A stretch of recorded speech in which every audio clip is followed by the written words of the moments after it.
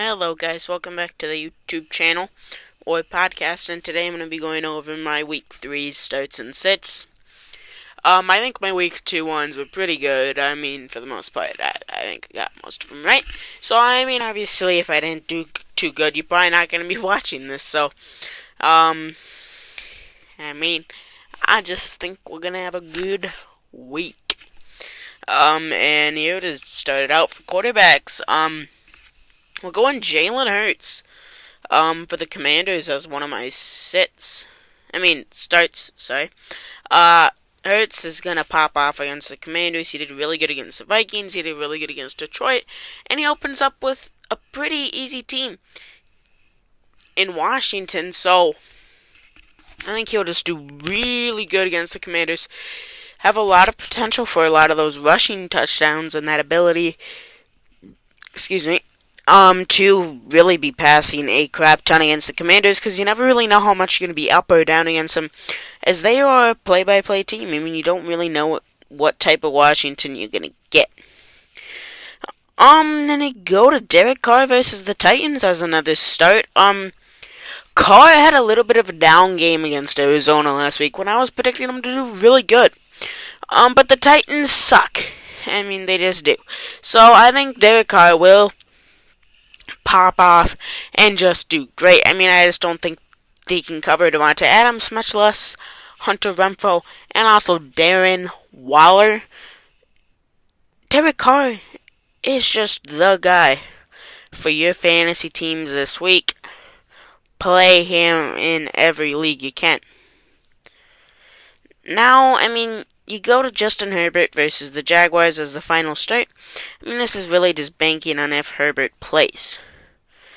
Herbert is really good, and the Jaguars are not the best team. So, I mean, I just think straight up this should be an easy start for anyone that has him in general, because you probably picked him really early. But, I mean, in case you aren't, Herbert is the number one start if he plays, just because he's just been really good this fantasy year in terms of consistency. So, let's just keep it going. I mean, it's not too hard. So, let's just keep on running through those weeks with Herbert starting. And the sits, they're going to be Russell Wilson versus the Niners. The Niners defense has played pretty good, and Russell Wilson has been pretty bad. I mean, he was pretty bad against the Texans and Seahawks, so I don't think he'll be much better against the 49ers. So expect 17 or less points, is what I'm going to tell you. So do not start Russ. He just has not been good. Tua Tagovailoa versus the Bills. I mean, we've seen how good the Bills defense is versus the Miami offense, which has been very good. Just the only problem is, with Tua, is that inconsistency, and the Bills are just too good of a defense. I think it might be a 3 touchdown to 2 interception week for Tua.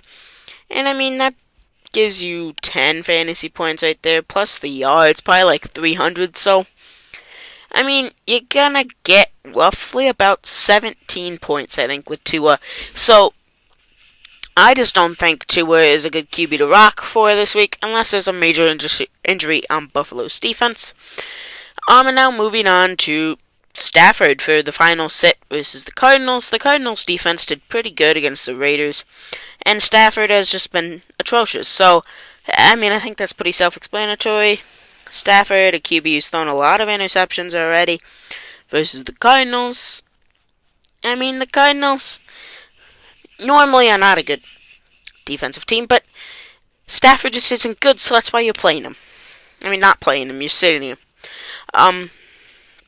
Running backs now, starting Dalvin Cook versus the Lions. Cook always seems to do pretty good against the Lions. I mean, so does Alexander Madison, but Cook especially has done very well. Now, the matter of the fact is, though, Dalvin will not get a ton of work. It's just, I expect a big play or two, so I'm expecting at least 15 fantasy points for Cook. And then my second start is Saquon Barkley versus the Cowboys. I think you're going to see a lot of similar stuff as you saw against the Titans, where he's given the ball a crap ton against the Cowboys because, well, Barkley is the offense. So, I expect Barkley to pop off against the Cowboys. Now, we move to Austin Ekeler versus the Jaguars, who has by far not lived up to expectations, but Austin Ekeler will this week against the Jags. Jags are not too good of a defense, so I just think that makes it a recipe of success for Austin Ekeler. Now my three sits include James Conner versus the Rams. Rams have a pretty good defense. I mean, I just think that annihilates James Conner. Josh Jacobs versus the Titans.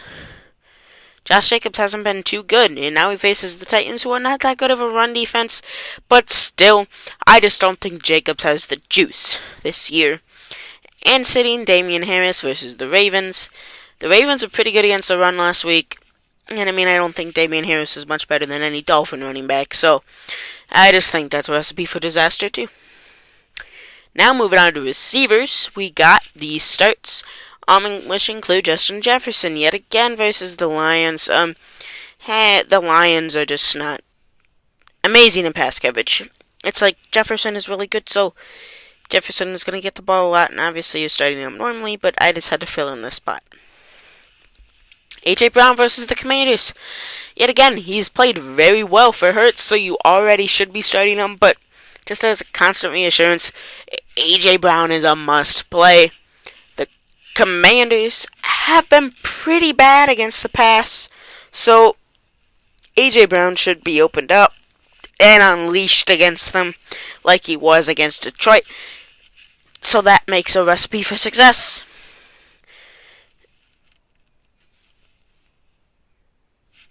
Now, you move on to Brandon Cooks versus the Bears. The Bears have not been too good in terms of pass defense, so you move to Brandon Cooks, and Brandon Cooks has had 1,000 yards every single season.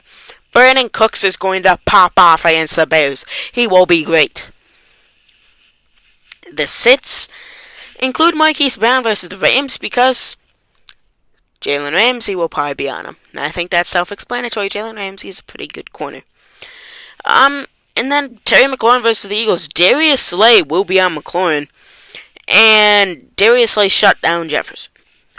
So, McLaurin will probably also be shut down. Not that he's that good of a fantasy receiver, but I just would not play him this week. And Deontay Johnson versus the Browns. Denzel Ward will probably be on Deontay Johnson, and Denzel Ward is a really good corner. I mean, all the sits are just decent receivers going up against really good corners. I mean, I think those are very helpful sits.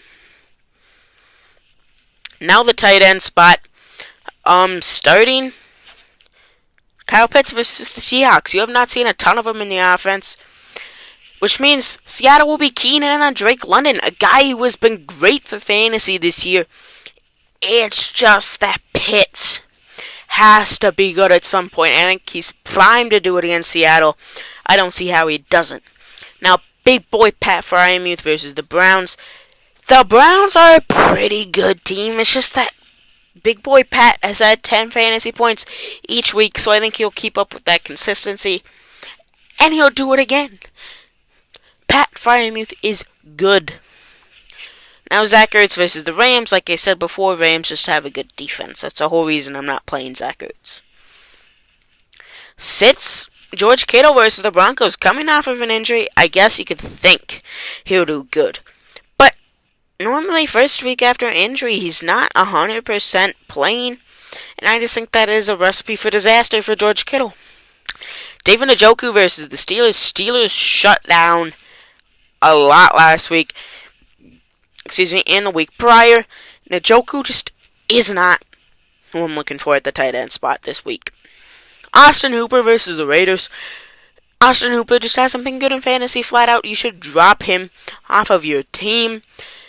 And he faces the Raiders, who have been pretty good against the tight ends. So I am just not a big fan of Austin Hooper. And a lot of these guys will be my sits this week. So that will wrap it up. Thank you guys for watching, and We'll see you next time.